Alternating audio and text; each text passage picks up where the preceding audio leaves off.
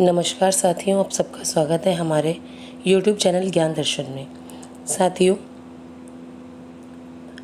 आज हम आपके लिए DSSB की परीक्षा की तैयारी के लिए एक और नया वीडियो लाए हैं।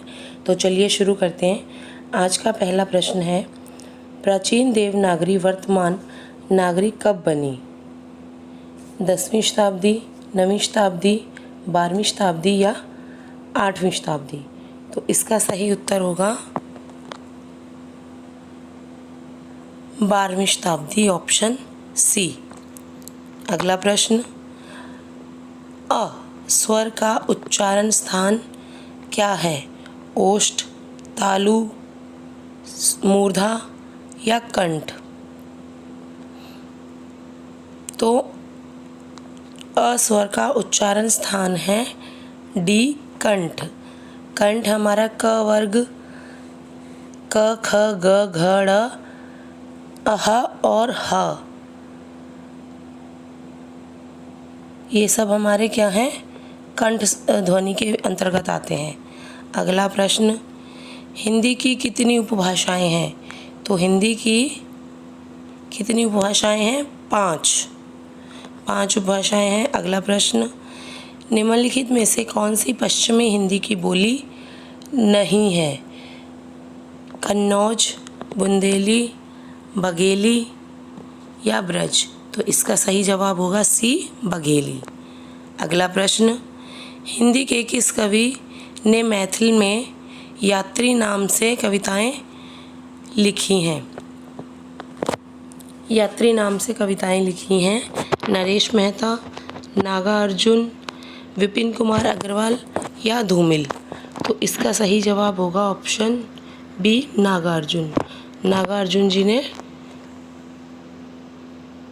मैथिली में यात्री नाम से कविताएं लिखी हैं। अगला प्रश्न, किसे कवि सम्राट के नाम से जाना जाता है?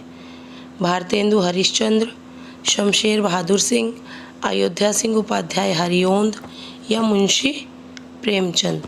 तो कवि सम्राट हम कहते हैं सी, अयोध्या सिंह उपाध्याय हरिओंद को। अगला प्रश्न, अर्धनागरी किस लिपि से विकसित हुई है? कुटिल लिपि, ब्राह्मी लिपि, देवनागरी लिपि या गुप्त लिपि? तो अर्धनागरी लिपि जो विकसित हुई है वो हुई है ए, कुटिल लिपि से। अगला प्रश्न, कुटिल लिपि का विकास किस लिपि से हुआ है? गुप्त लिपि, देवनागरी लिपि, ब्राह्मी लिपि या कुटिल लिपि? तो कुटिल लिपि का विकास ऑप्शन ए, गुप्त लिपि से हुआ है। अगला प्रश्न, कबीरदास की रचनाओं का संग्रह किस नाम से प्रसिद्ध है? जो कबीरदास जी की रचनाएं हैं उनका संग्रह किस में है, किस नाम से प्रसिद्ध है? साखी, बीजक, शब्द या रामायणी? तो इसका सही जवाब होगा बी, बीजक। अगला प्रश्न, निम्नलिखित में से किस वर्ग के उच्चारण में जीवा दांतों का स्पर्श करती है? मीन्स कि हमारी जीभ दांतों के स्पर्श करती है और उस वर्ण को उच्चारित किया जाता है। तो प, च, त और क? इसका सही जवाब होगा सी, त।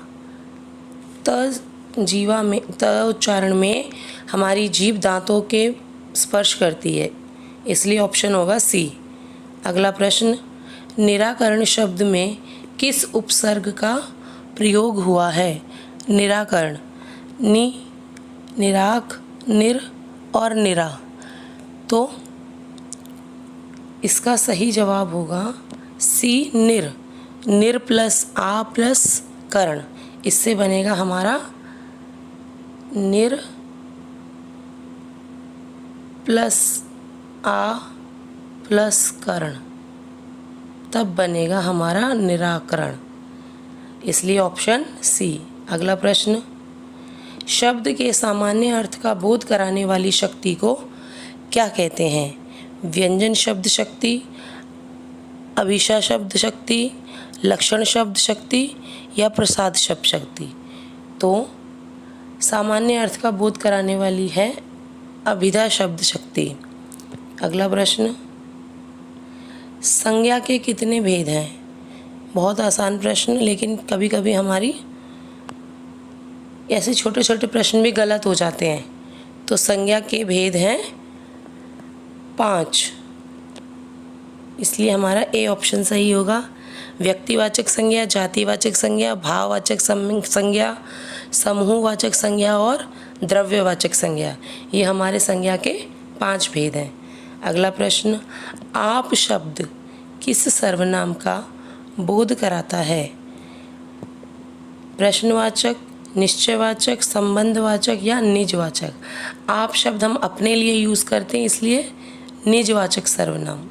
अगला प्रश्न, हरि घर में है वाक्य में किस कारक का प्रयोग हुआ है? अपादान कारक, संप्रदान कारक, कर्ता कारक या अधिकरण कारक?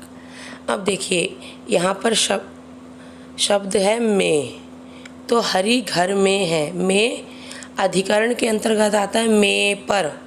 आपने सुना है कर्ता ने कर्म को करण से, संप्रदान के लिए अपादान से, अधिकरण में पर, संबोधन है अरे, इसलिए अधिकरण हमारा इसका सही जवाब होगा अधिकरण कारक। अगला प्रश्न, अभिधा और लक्षणा के असमर्थ हो जाने पर जिस शब्द शक्ति से शब्द का अर्थ लिया जाता है वह कौन सी शब्द शक्ति है? अलंकार, छंद, व्यंजना या रस? तो इसका सही जवाब होगा ऑप्शन सी, व्यंजना शक्ति। अगला प्रश्न, गायें दूध देती है, वाक्य का प्रकार बताइए। संयुक्त वाक्य, सरल वाक्य, निश्चित वाक्य, मिश्र वाक्य? देखिए, इसमें एक सिंपल बात कही गई है, एक साधारण वाक्य है, इसलिए ये होगा सरल वाक्य। इसमें सिर्फ एक सिंपल बात कही गई है कि गायें दूध देती है, इसमें कोई और वाक्य नहीं जोड़ा गया, कोई निश्चितता नहीं दिखाई गई है, इसलिए ये सरल वाक्य है। अगला प्रश्न, विशेषण शब्द के पद परिचय में क्या नहीं बतलाया जाता? अवस्था, कारक, वचन, लिंग? तो विशेषण शब्द के पद परिचय में कारक नहीं बताया जाता।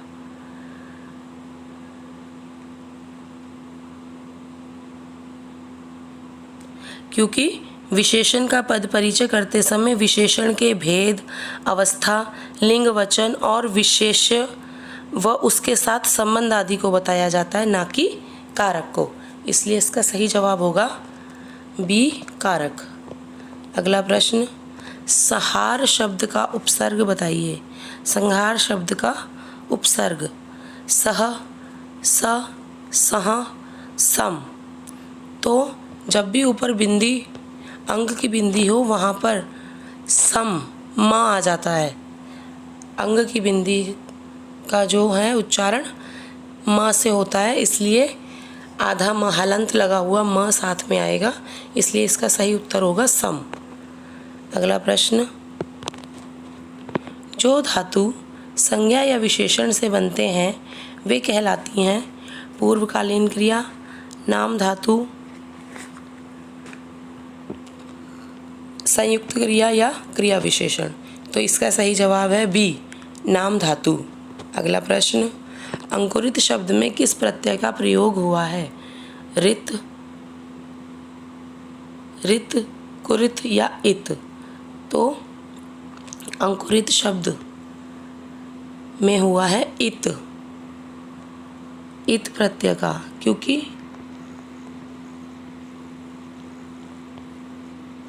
अंकुर प्लस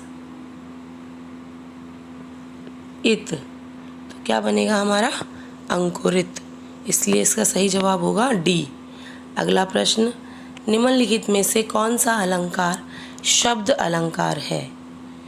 शब्द अलंकार पूछा है हमसे, ए रूपक, अतिशयोक्ति, उपमा या शलेष? तो इसका सही जवाब होगा शलेष। शलेष क्या है हमारा? शब्द अलंकार।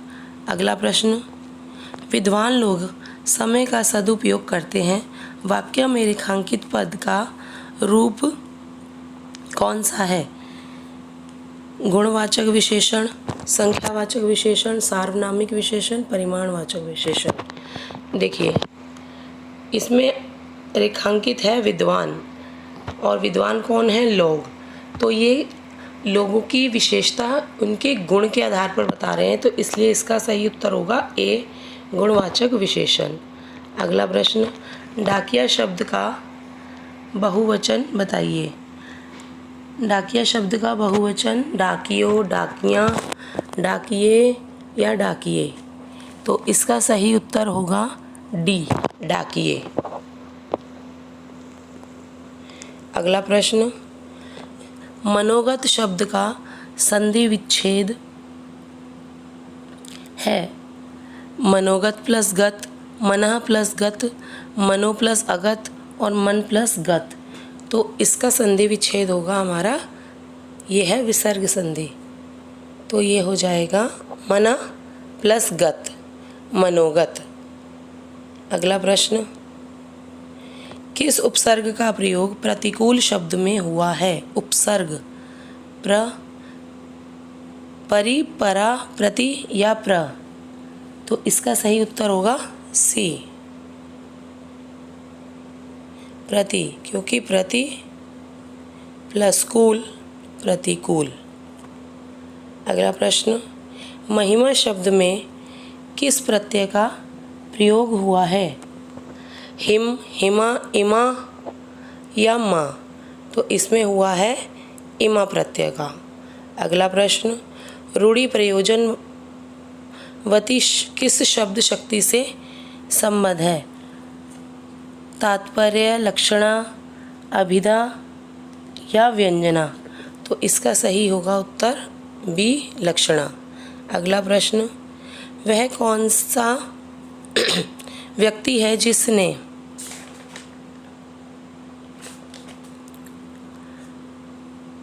जवाहरलाल नेहरू का नाम ना सुना हो? वह कौन सा वाक्य है?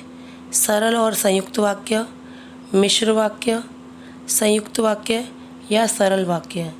तो ये है हमारा मिश्र वाक्य, क्योंकि इसमें एक वाक्य से दूसरे वाक्य को जोड़ा गया है। वह कौन सा व्यक्ति है जिसने जवाहरलाल नेहरू का नाम न सुना हो? तो दो वाक्यों लेकिन एक ही व्यक्ति से रिलेटेड है, इसलिए ये मिश्र वाक्य होगा। तो आज का हमारा वीडियो यही था। ये प्रश्न हमारे DSSB के प्रीवियस पेपर सेट के हैं, इसलिए इनको बहुत अच्छे से पढ़िए और आगे हमारे वीडियो आपको मिलते रहें। इसके लिए आपको क्या करना होगा? आप करिए हमारे चैनल को लाइक, शेयर एंड सब्सक्राइब, ताकि आपको हर इम्पॉर्टेंट टॉपिक मिलता रहे। Thank you.